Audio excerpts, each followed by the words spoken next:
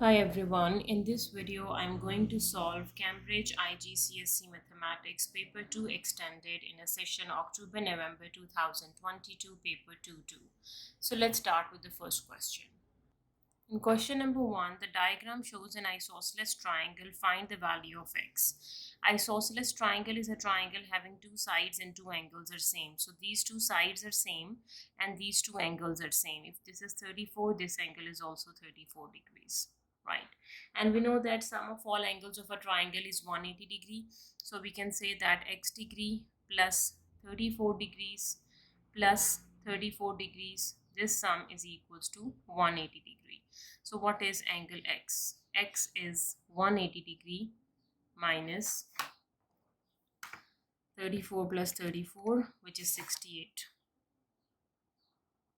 180 minus 68, which is 112. So angle x is 112 degrees. Question number 2, simplify. So let me take y common, or you can take, you have 27y minus 77y. So 27 minus 77, which is minus 50y. This is a simplified expression. All right. Question number 3, find the sum of 3 square and minus 3 square. So sum of 3 square and minus 3 square. So 3 square is 9 plus minus is outside. Again 3 square is 9. And we have 9 minus 9, which is equals to 0. Alright. Question number 4, expand. So we have to just multiply x with 3. So 3x plus x cube. Question number 5, Jenna buys 2.4 meter of ribbon and 4.8 meter of fabric. The total cost is $33.48. Ribbon cost is 85 cents per meter. Find the cost of 1 meter of fabric. Okay, so 24 meters of ribbon plus 2.4, sorry, and 4.8 meters of fabric, and the total cost is $33.48. We have given the cost of 1 meter of ribbon. So 2.4 times the cost of 1 meter of ribbon, 0.85, plus 4.8 times F equals to 33.48. Let me simplify this. 4.8 times F, this is 33.48 minus, we can do 2.4 times 2.4 times 0.85, which is 2.04.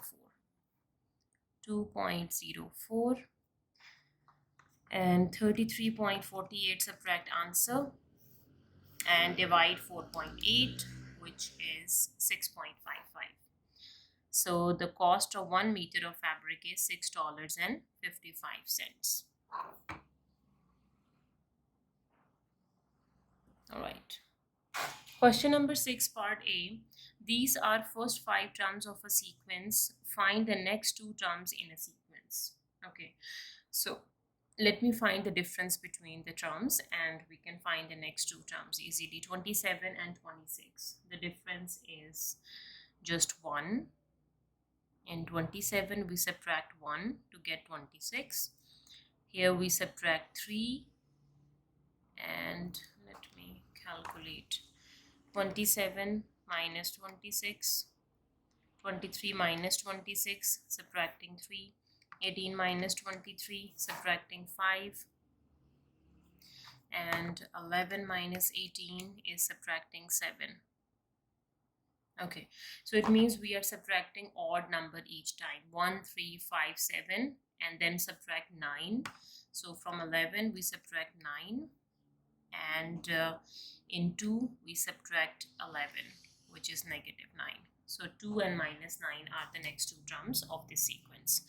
Now for part B, the table shows information about 2 different sequences. Sequence A, the first 5 terms of a sequence, nth term. Complete the table. We have to find the nth term. So for sequence A, if we look at the sequence A, so 3 plus 7 makes 10. 10 plus 7 makes 17. 17 plus 7 is 24. 24 plus 7 makes 31. So adding 7 each time. So the nth term is 7n plus minus something. So if the first term is 3, so 7 times 1 is 7. 7 minus 4 makes 3. For second term, 7 times 2 is 14 and 14 minus 4 is 10. 7 times 3 is 21. 21 minus 4 is 17. So this is the nth term. Now let me make the nth term for sequence B. So look at the sequence B. We have the first, let me find the first difference. So the first difference is 11 minus 2, which is 9. The difference, yes. 26 minus 11, which is 15. And 47 minus 26, which is 21. First difference is not constant. Okay. 74 minus 47, which is 27. All right. So the first difference is not constant, you can see. Now let me find the second difference. 15 minus 9. This difference is 6. 21 minus 15 is 6. 27 minus 21 is 6. Okay, so the first difference is not constant. The second difference is constant. It means this the nth term should be a quadratic sequence. Okay, so to find the nth term, we have to use the formula that 2a is the second difference, right? And 3a plus b is equals to the first difference, right? And the sum of a plus b plus c, this is equals to the first term of the sequence, right? Now let me use this. So the first thing it says 2 times of a equals to d2.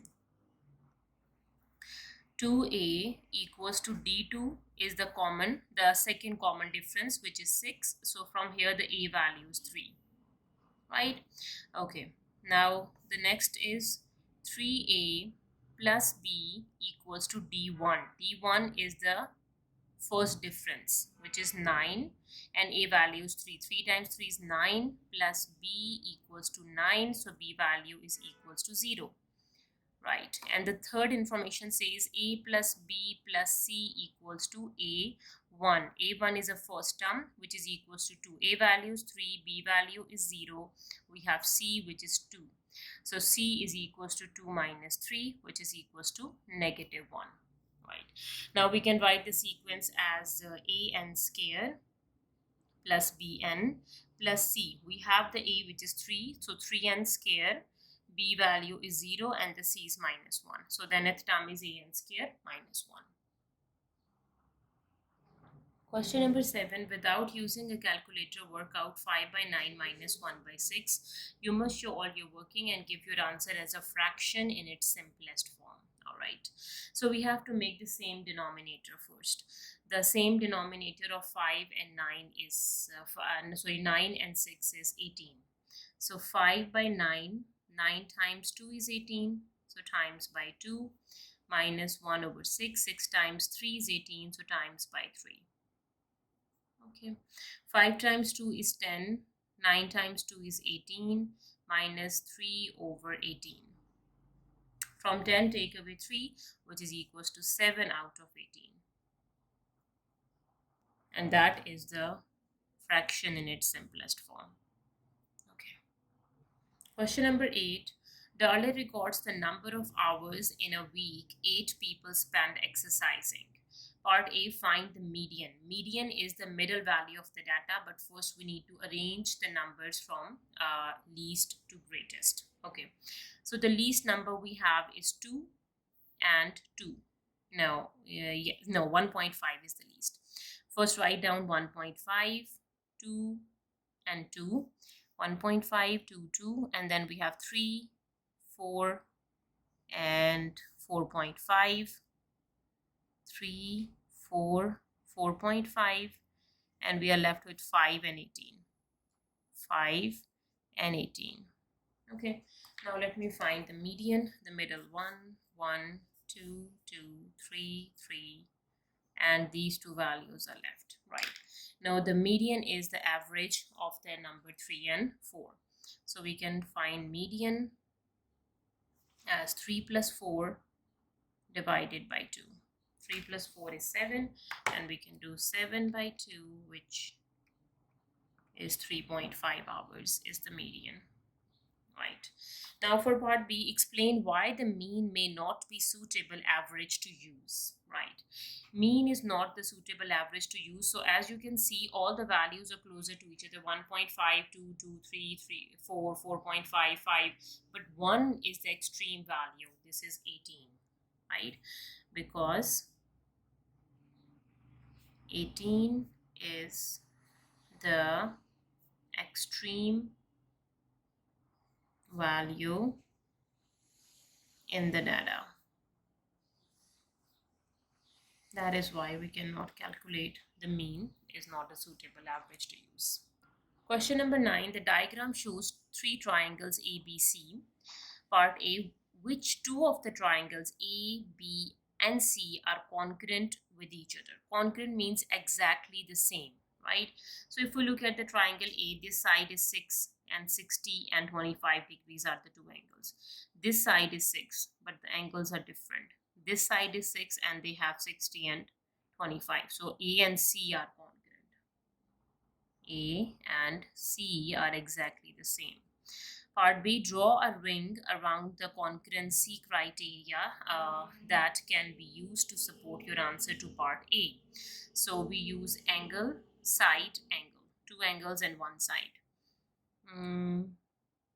Angle, side, angle. Yes. ASA. Question number 10, calculate part A.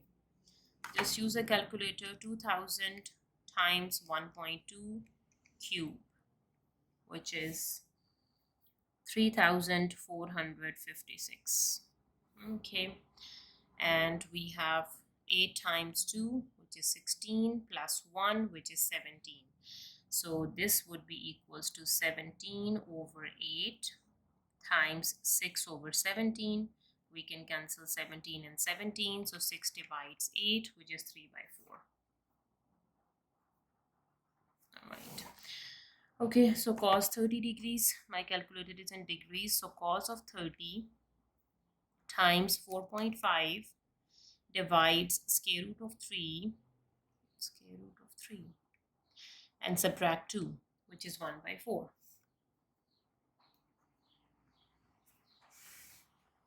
This is 1 by 4. Question number 11, the graph of y equals to x minus 3, x plus b, x plus 2 intersect the y-axis at minus 30. Part A, find the value of b. So if it intersect the y-axis, so it means x should be equals to 0, right? And y is minus 30, x is equals to 0, so we have minus 3 into b into 2. So minus 30 is equals to minus 6b, right? And negative 30 divides negative 6, which is b value, which is equals to 5. Okay. Part B, when x is greater than 0, the graph crosses the x-axis once. Write down the coordinates of this point. Okay, x should be greater than 0. The graph crossed the x-axis once. So when it crossed the x-axis, it means y should be equals to 0. We have to find the x coordinate. So if I can write a function y equals to x minus 3, x plus 5, and x plus 2. You can find the x-intercepts, which is x is equals to 3, x is equals to minus 5, and x is equals to minus 2. So we have 3 x-intercepts here. So when x is greater than 0, here x is greater than 0, which is positive 3, the graph crosses the x-axis once, so the coordinates are 3, 0, right? Question number 12, x is given when written as a product of its prime factors. Write x divides 315 as a product of its prime factors. So first we need to find the prime factorization of 315. So let me do the 315 prime factorization first. Okay, 315. So first it goes with 3 times table. Yes, 3 times 1 is 3, 0, 3 times 5 is 15, and then it goes to 5 times table. No, it's again goes to 3 times table. 3 times 3 is 9, and 3 times 5 is 15. And now 5 times 7 is 35, and then 7 times 1 is 7. This is a prime factorization. So x divide 315. So the prime factorization x over 315. The prime factorization of x is 3 square times 5 square times 7 times 199 exponent 57.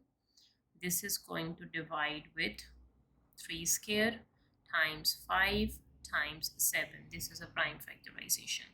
Okay, now let me cancel the like terms. 3 square with 3 square, 5 with this 5, 7 with this 7. What is left? The left is 5 times 199 exponent 57. Question number 13. The table shows information about the mass of each of 50 children. Mass in K kilograms, cumulative frequency. Part A. Draw a cumulative frequency diagram to show this information. When the mass is less than equals to 20, the cumulative frequency is 0. So let me draw this. The cumulative frequency, when it is less than equals 20 or less than 20, the cumulative frequency is 0. The first point. When it is less than equals to 22, it is 7. So at 22, it is 7. This is 22, and we have 5, 6, and 7. This point. 24, we have 23. For 24, we have 23, 20, 21, 22, and 23. Right? For 28, 35, 28. We have 35, 30, and 35. Okay. And for 32, 43. 32 and 43. For you have 32 is over here. Let me go up. 41, 42, and 43. Right. Okay. The next is 36, 47. 36, 47. We have 36, 40, 45, 46, and 47, 2 units up, right? The last is 42, 50. So at 42, it is 50. So this point is 42, and this is 50, right? Let me connect all the points to get the smooth curve. That is the cumulative frequency diagram.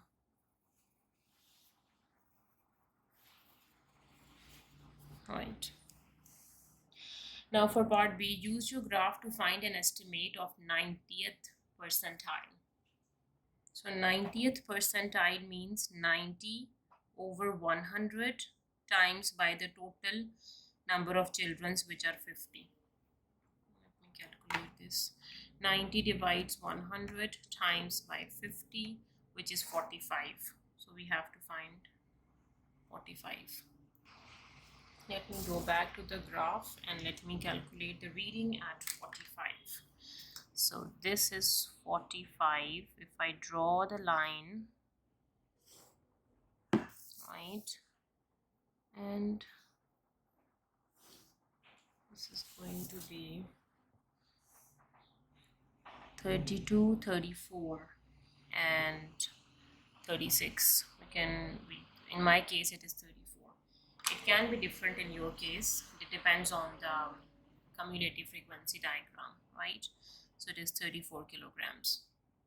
Question number 14. 136 girls and 144 boys each measure the distance they jump in centimeter. The box and whisker plot shows the distribution of these distances for girls and the boys. Okay. Each child who jumps a distance greater than 160 kilometer gets a certificate. Work out an estimate of the total number of children who gets a certificate. Okay, so in case of girls, as you can see, the girls we have given are 136 and the boys we have given are 144. right? So for 160, this is a line of 160, right? So in case of girls, this is the median, so they use 50%. But for boys, this is the upper quartile, so they use 25%. So 50% of girls and 25% of boys, right? So we can say 50% of 136 plus 25% of 144. This is the total estimate, right? So 50% is 50 divides 100 times 136, sorry, 136. 0.50 times 136 plus 0.25 times 144. So the total are 104. 104. These are the estimated number of children who gets a certificate. All right. Question number 15. The diagram shows a quadrilateral. Give a geometrical reason why this is a cyclic quadrilateral. Okay. So this is a cyclic quadrilateral because opposite angles add up to 180 degree. If it is a cyclic, 101 plus 79, when we add, this is 180. 85 plus 95 add up, 85 plus 95 add up to 180. Yes, this is a cyclic quadrilateral because opposite angles add up to 180 degree. We already checked 101 degree plus 79 degree. This is 180 degree. And we already checked 95 degrees plus 85 degrees. The sum is 180 degrees. Okay. Question number 16, part A. Shade the region indicated in each Venn diagram. G intersection H complement. Okay, this is the set G, and the H complement is the set that is outside of H. So its intersection. Okay, so we need to shade this G first. This is set G, and H complement is a region that is outside of H. So the intersection region is only this set. Let me shade this. Outside of H, we are not working inside of H, right? J union K complement intersection with L. Okay, so this is set J, its union with K complement. So K complement, this whole set J is shaded, its union with K complement, which is outside of K, right? So outside of K and the whole J is shaded, and its intersection with L. So this intersection with this set L, because this is outside of K. Let me explain one more time. So the set J, this whole set J and K complement, union with K complement.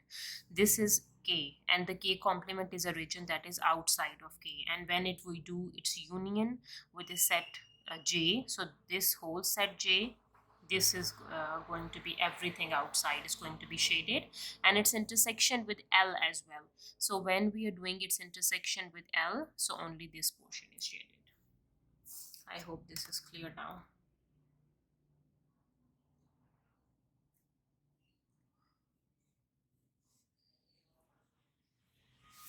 Okay. Now for part B, the Venn diagram shows some information about the number of elements in the set A, B, C, and universal set. Given the following information, complete the Venn diagram. Okay, so we have the information that the number of elements in A intersection B intersection C is 1. So this is 1 here. Only one element is here, and the number of elements in A union B union C whole complement, it's union and complement is outer, this is 17, right? And the number of element in set C are 42. So 42 elements are in set C. So in set C, we already have 7 plus 1 plus 2. So 10 elements, so 42 take away 10, which is 32 elements are left. When you add all of them, we will get 42. Question number 17. We have given the function f of x, g of x, and h of x. Part A, find f of minus 3. So what is f of minus 3? F of minus 3 is minus 3 whole square, which is equals to 9. Part B, find g inverse of x. For g inverse of x, we can say y equals to g of x, which is x plus 5 divided by 2. And then we have to switch the variables. X is equals to y plus 5 divided by 2. And now we have to solve for y. Okay, so when we are solving for y, cross multiplication 2x would be equals to y plus 5, and y is equals to 2x minus 5. This is y, and this y is my g inverse of x, 2x minus 5. All right. Now for part C, solve g composition f of x and put it equals to h composition h inverse of 63, and where x should be greater than 0. Right, so first we need to find g of f of x, which is g of f of x is x square. G of x square is x square plus 5 divided by 2. Right, now h inverse we have to find first. Okay, so for h inverse we can say y is equals to 7x minus 3, and we have x is equals to 7y minus 3, and x plus 3 is equals to 7y, and x plus 3 divided by 7, this is my h inverse of x. Right, now let me do the composition. H of h inverse of 63. Right, all right, so h of h inverse of 63 is 63 plus 3 divided by 7.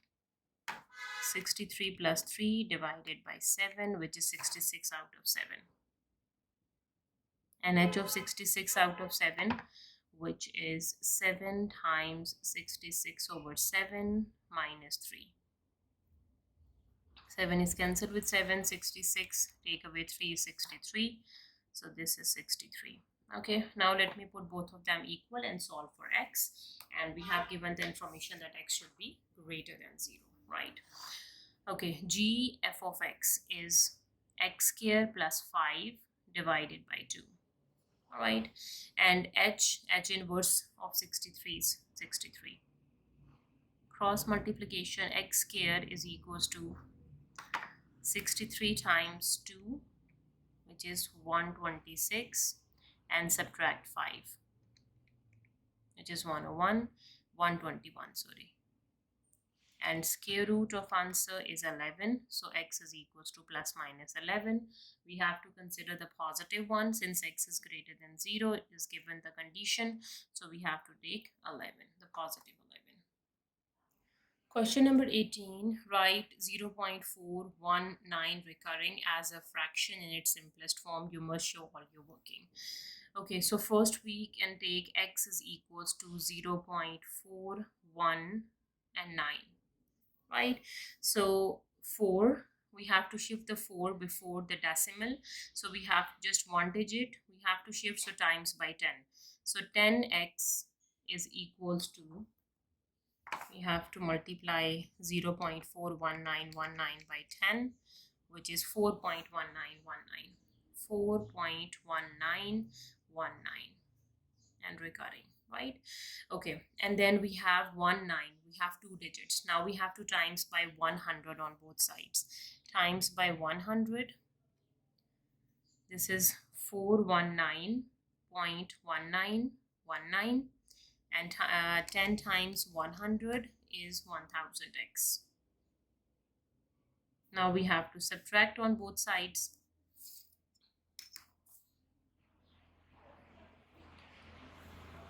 Okay, so for subtraction from 1000, subtract 10 is 990x, and 419.1919 subtract 4.1919, This is 415.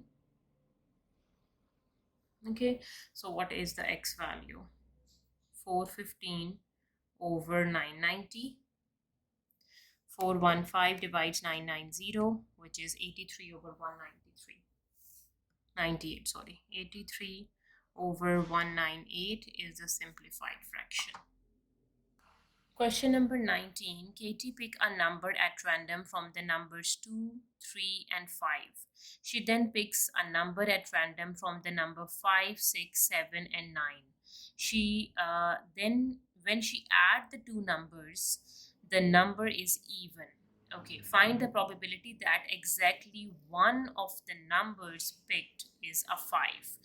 Okay, so first we have to make a combination. If you pick 2 with these numbers, so we have 2, 3, and we have 2, 3, 2, 5. No. We have 2, 5, 2, 6, 2, 7, 2, 9. 2, we have 5, 6, 7, and 9. Right? And with 3, again, we have 5, 6, 7, and 9. And with 5, we have 5 with 5, 5, 6, 5, 7, and 5, 9. Right?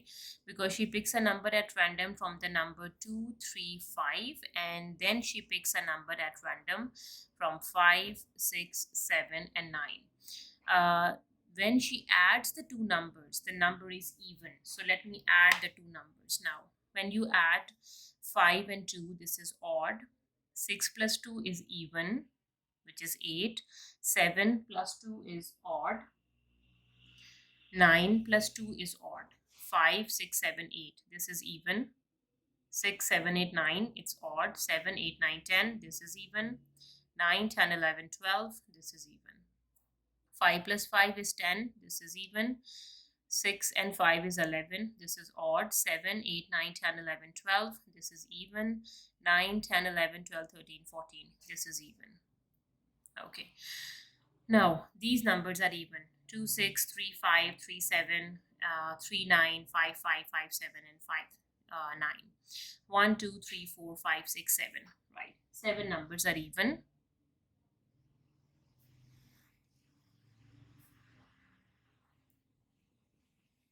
All right. Now find the probability that exactly one of the numbers picked is a 5. Exactly 1 is 5. In 2, 6, there is no 5. In 3, 5, there is exactly 1, 5. 3, 7, no 5. 3, 9, no 5. 5, 5, there are 2 5s.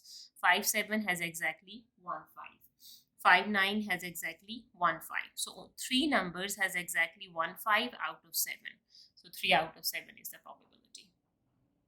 Question number 20, simplify fully, part A.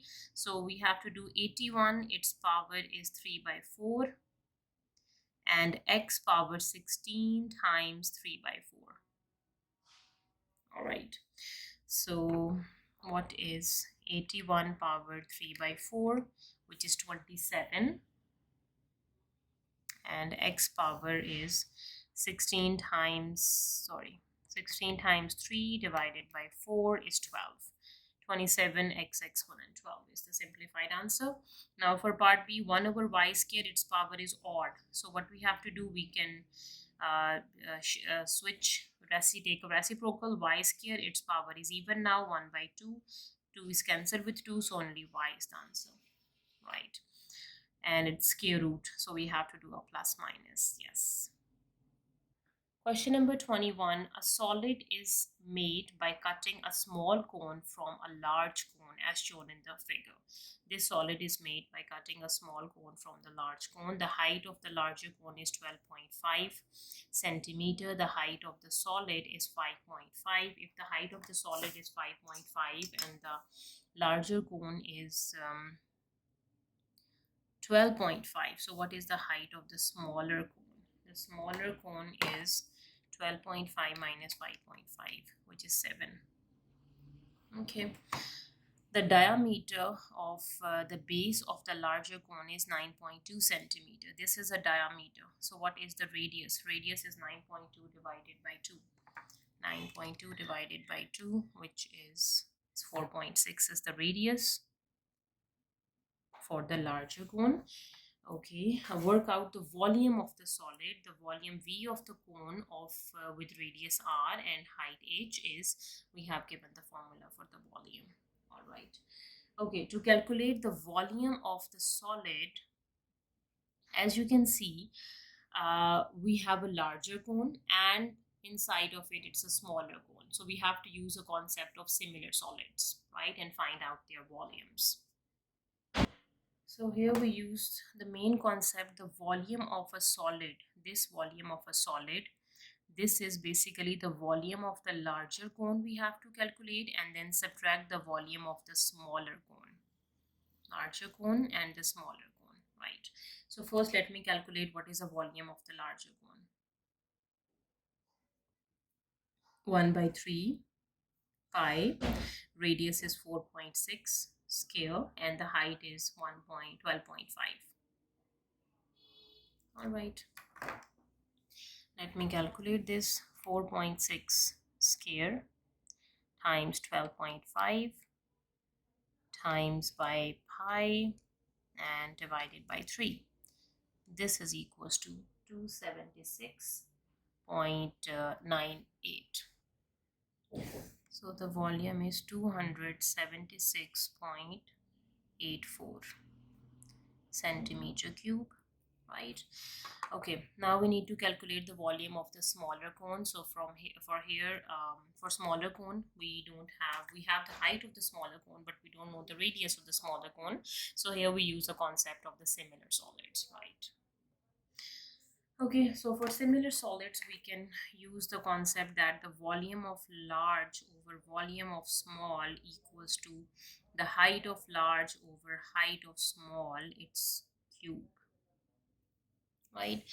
Or if we can switch this, because we are working for small, so volume of small over volume of large equals to the height of small over height of large, its whole cube.